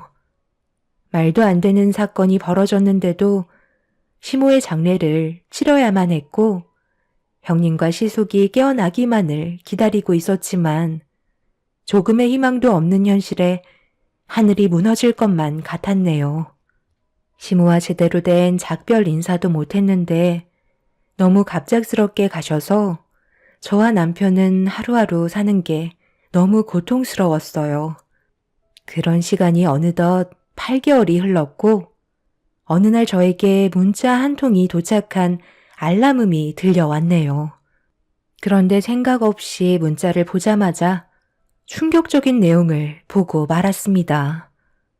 시모는 형님 내외와 계속해서 부딪히게 되는 그런 상황들을 지켜보면서 정신적으로 많이 힘들었다는 내용이었고 시모가 세상을 떠날 때 저희 부부에게 피해가 가지 않게 하고 싶다며 당신의 잘못된 행동에 대해 용서해달라는 문자를 예약으로 보내놓으신 상태였습니다.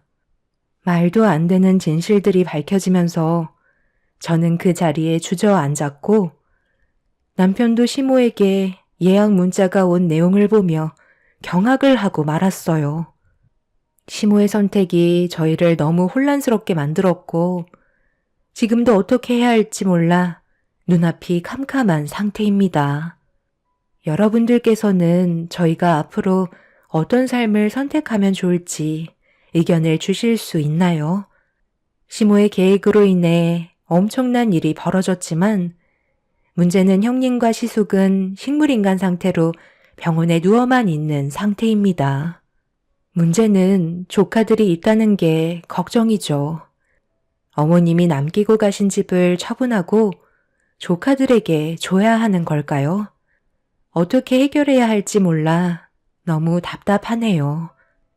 시모는 형님 내외에게 너무 많은 실망을 하신 것 같아요. 앞이 캄캄해서 아무것도 보이지가 않네요. 하루빨리 모든 게 정리가 되었으면 하는 바람입니다. 제 사연 들어주신 분들 오늘 하루 행복하시고 언제나 좋은 일만 가득하시길 바랄게요. 감사합니다.